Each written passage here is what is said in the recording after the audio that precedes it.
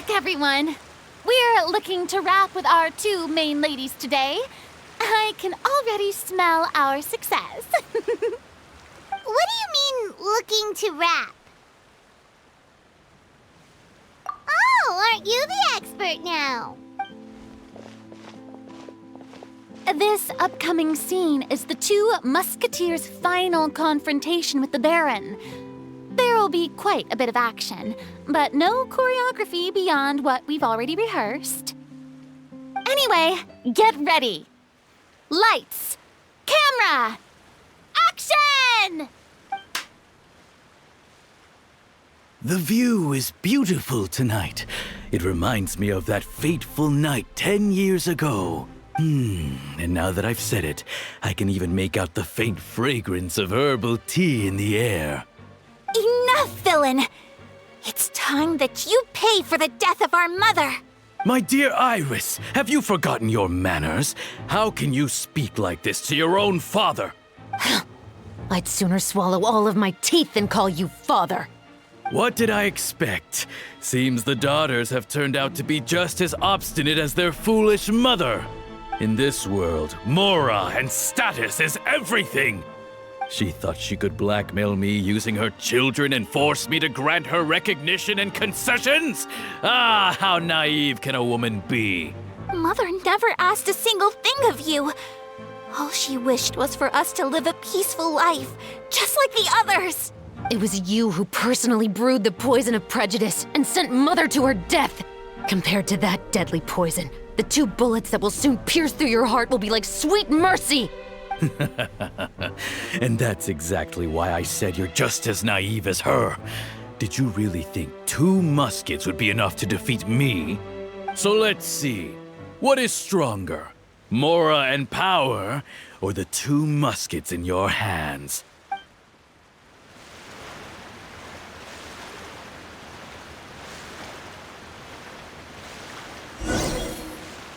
Get them! Tulip! There are too many of them! It'll be okay. We'll cover each other, Iris. And Mother will be watching over us, too.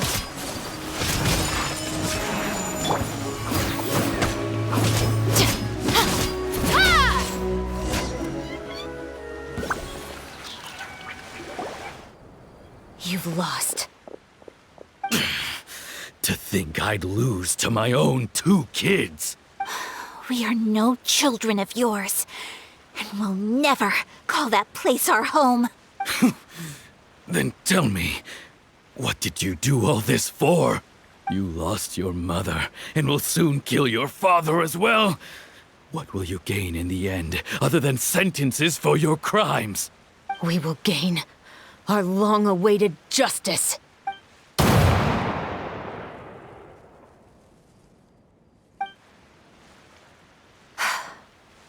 It's over.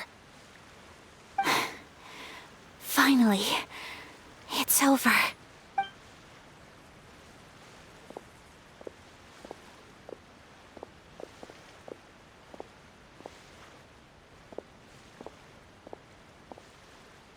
So, where will you go now, Tulip? I'm not too sure, Iris. Maybe somewhere with lots of flowers? After all, Mother always did love going where the blossoms were. What about you? I want to go visit Mother's grave. Yeah, that's not a bad idea. Huh? Tulip, look! What is it? It's Mother's favorite. The rainbow rose. Look, it's blooming again.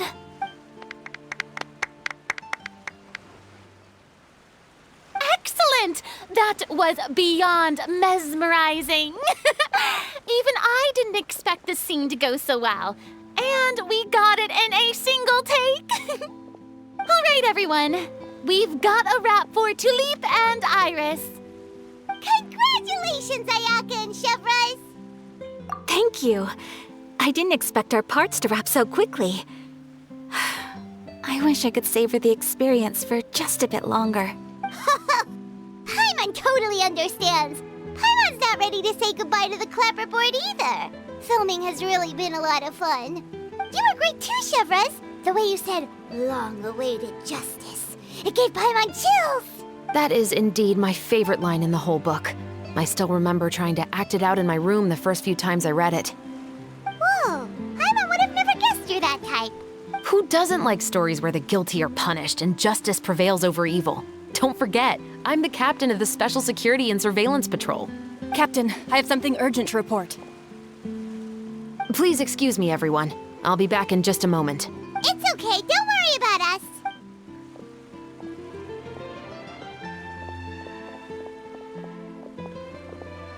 Oh? Was she whisked away by work already? I was just about to tell her how great she did. It seemed like some urgent official business. Then perhaps we should thank the stars that we were able to wrap both of your parts so quickly today. Switching around the filming schedule would have been a real pain. Anyway, I actually came over to let everyone know that we're all done for today. You can go home and get some rest. And one last thing, Miss Ayaka. Your acting skills today were immaculate as always. Are you sure you won't consider taking up full-time acting? See, I just happen to know this great troupe that's still looking for a lead actress. Thank you for your kind words, Director Farina. Unfortunately, there are still many matters that I have to take care of back home at the Yashiro Commission. I cannot remain in Fontaine to pursue an acting career. Nevertheless, I will make sure to treasure this incredible opportunity in my heart. Oh, that's a shame. But I understand. Just let me know if you ever change your mind. I believe it's also about time for me to take my leave. But hopefully I'll see you on set over the next few days. Even though my part's wrapped, I'd still like to swing by and help out the crew. See you tomorrow, Traveler and Paimon. Yep, see you tomorrow. Well, what should we do next? Maybe we'll go investigate the case some more with Chevres today. Traveler, Paimon, please come with me. Huh? Where are we going? You could say that our ship has finally chanced upon one of those small, remote islands of intel.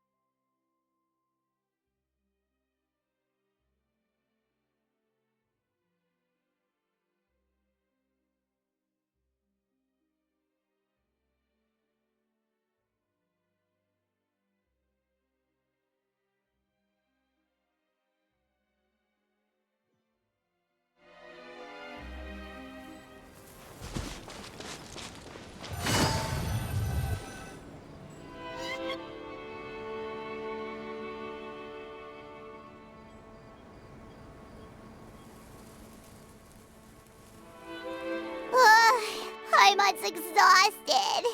Paimon definitely didn't expect having to float this far after a full day of filming. So, Chevres, why did you take us here? Affirmative. It wasn't anything conclusive, but it should show us a clear way forward. Have you ever heard of someone by the name of Emily? Oh, you mean that famous perfumer? She's a good friend of mine. She's lent me her aid several times in the past to resolve. After I discovered the rainbow rose at the scene of the murder, I sent it to her. After all, she's probably the foremost expert on flowers and scents in all of Fontaine. And then? There was nothing remarkable about the flower or the trace amounts of soil left on it. But according to Emily, the rainbow rose left by the killer was derived from a very rare cultivar.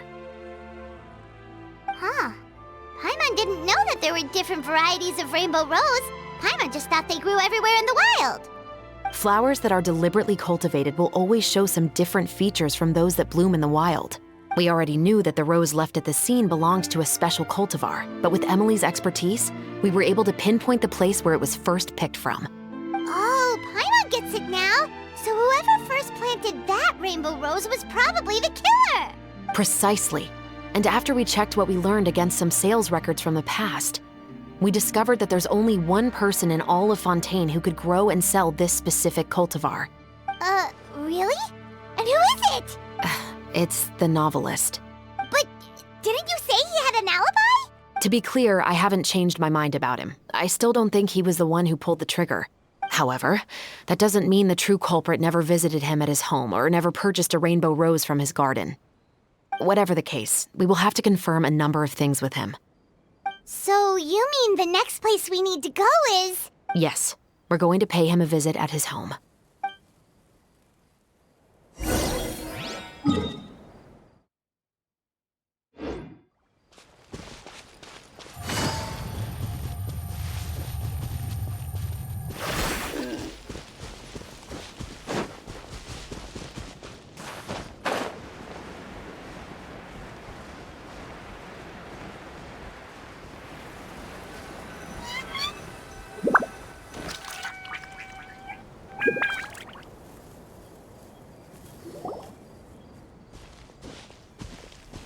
That should be his house. There are so many Gardamex stationed around the place. That's pretty unusual, right? According to what he told me last time we spoke, he hired them so he won't be harassed or disturbed. So there are a lot of flowers in his garden, but Paimon doesn't think we'll be able to pick one without alerting the Gardamex. Right, which is exactly why I think there has to be a special connection between him and the killer. So, should we knock? Just wait here for now. I'd like to take care of a number of those Gardamex first. But they're so far away. How are you planning to do that? Don't forget, Paimon, I'm actually the real-life captain of the Musketeers.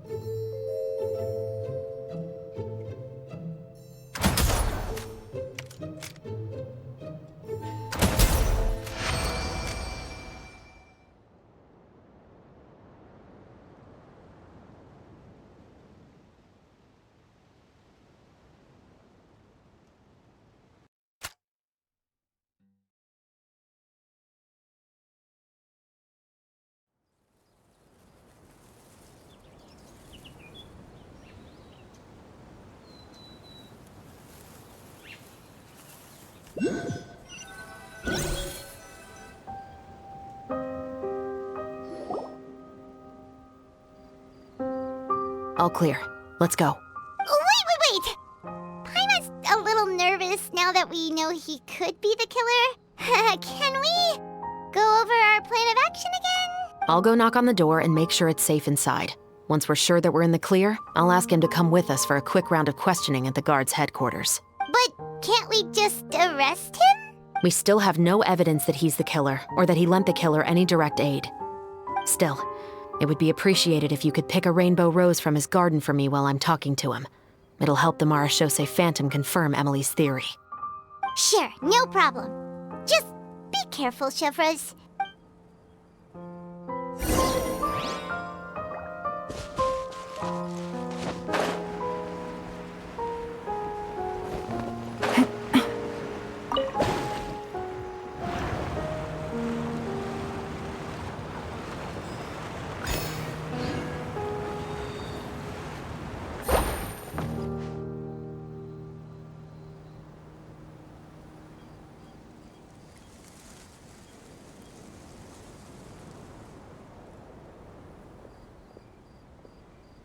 Excuse me, Mr. Baptiste, are you home?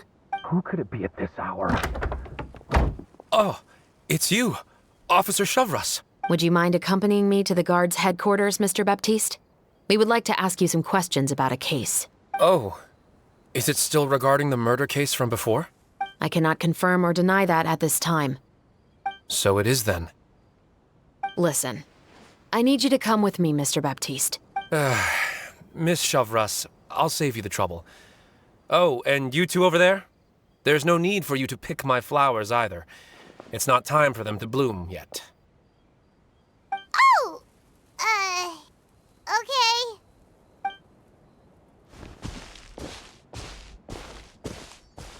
By saving me the trouble, you mean...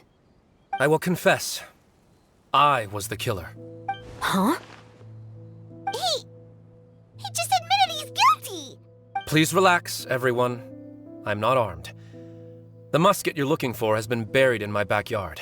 Then it's my responsibility to inform you, Mr. Baptiste, that everything you say right now will be used as evidence for the inevitable trial. Yes, I am perfectly aware of that. I must say, I hate this feeling. Oh? Is it because I confessed? Or because you've been proven wrong? Both, I suppose. For the same reason as the one I wrote out in my novel, of course. I did it to exact revenge. I know you haven't figured out the link between the two of us.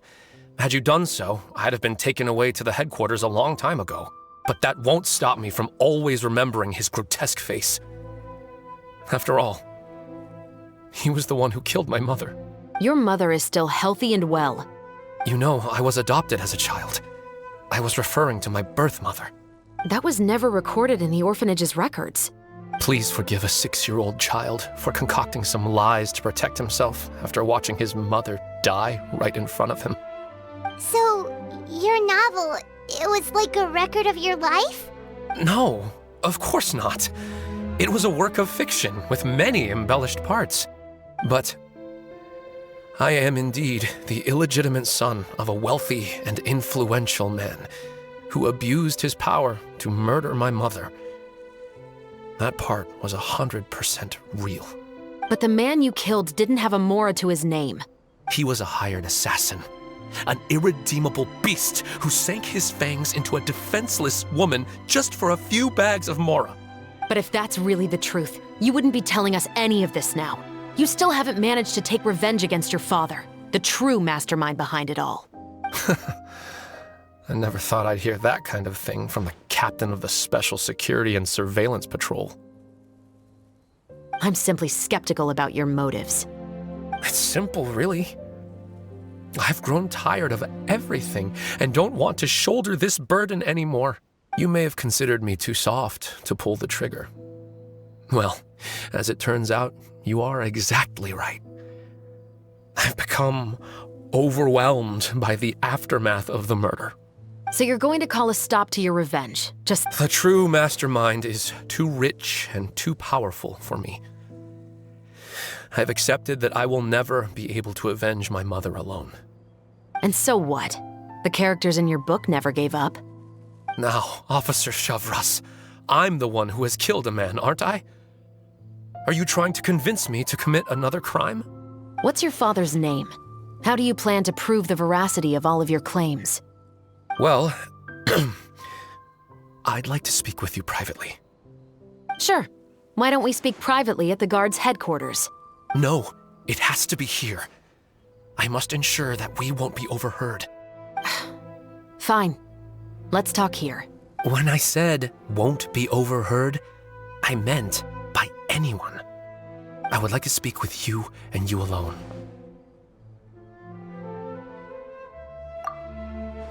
Thanks. I appreciate it.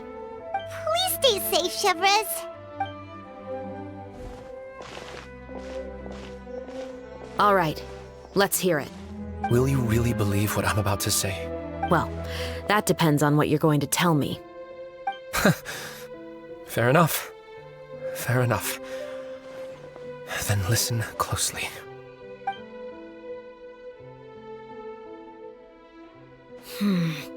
So that's how it's all connected. So, it seems you believe me after all. Do you want me to go public with this? No, of course not. At least, not right now. Then why did you bother telling me? You've read my work. What do you think? Even if you were to go public with all of this right now, he'd simply deny everything. It's been too long. Almost 20 years. Anything that could be used as evidence has long faded away. Even if there might have been a solitary island of truth once upon a time, it has long sunk beneath the waves by now. Justice will never find him. Not if you don't try.